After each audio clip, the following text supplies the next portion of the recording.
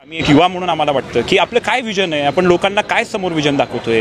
लातूर शहराचा कचरा आपण लातूरच्या लहान मुलांना सुद्धा सुरक्षित ठेवू शकत नाहीत. आज प्रत्येक हॉस्पिटलमध्ये डेंग्यू पेशंट सापडत आहेत, मलेरियाचे पेशंट सापडत आहेत, चिकनगुनियाचे पेशंट सापडत आहेत. किमान फवारणी तरी आपण चांगल्या पद्धतीने करायला पाहिजे, ॲबेटिंग आपण नीट केली पाहिजे. कुठलीच यंत्रणा या ठिकाणी शहरामध्ये आपल्याला होताना दिसत नाही आणि म्हणून ढिसाळ कार्यक्रम या ठिकाणी पाहायला मिळतोय.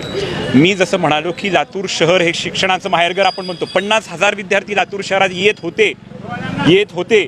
आज ती संख्या कमी झालेली आहे आणि फक्त स्वच्छतेसंदर्भात कमी झालेली नाही आहे, त्याला इतर कारणं आहेत. पण आता समोर जात असताना लातूर शहराचं शिक्षणाचं जे वैभव आहे त्याला आपण प्रेझेंट करत असताना लोकांसमोर, जिल्ह्यासमोर, महाराष्ट्रासमोर, देशासमोर, तुम्ही ट्युशन एरियामध्ये जाऊन बघा, प्रत्येक गटार तुंबलेली आहे, कचऱ्याची ढीग साचले.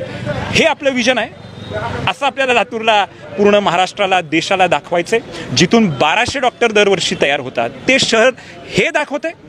ह्याचा तुम्हाला त्रास होत नाही. मला एक युवा कार्यकर्ता म्हणून वाटतं की लातूर शहराला एक डिरेक्शन आपल्याला चांगलं जर द्यायचं असेल तर स्वच्छता ही प्राथमिक गरज आहे. शांघाई लांब राहिलं, पहिलं स्वच्छ झालं पाहिजे. एवढी साधी सोपी मागणी आपण करतोय. आमदार साहेब मुंबईला आहेत. विजयाच्या त्या अहंकारामध्ये ते सध्या मुंबईला बसलेत. ते नवीन नाही आहे. 5 वर्षामध्ये एकदाही आमदारांनी ह्या महापालिकेची पायरी चढलेली नाही. कमीपणा वाटतो का आमदाराला महापालिकेच्या पायऱ्या चढून आयुक्तांसोबत बसून आपल्या शहराच्या व्यवस्थेसंदर्भात चर्चा करायला कमीपणा वाटतो का? एकदा सुद्धा आले नाहीत आणि म्हणून त्यांच्याकडून तर काही आशा आपण ठेवू शकत नाही. अशी एक विचित्र परिस्थिती आपल्याला शहरामध्ये पाहायला मिळते.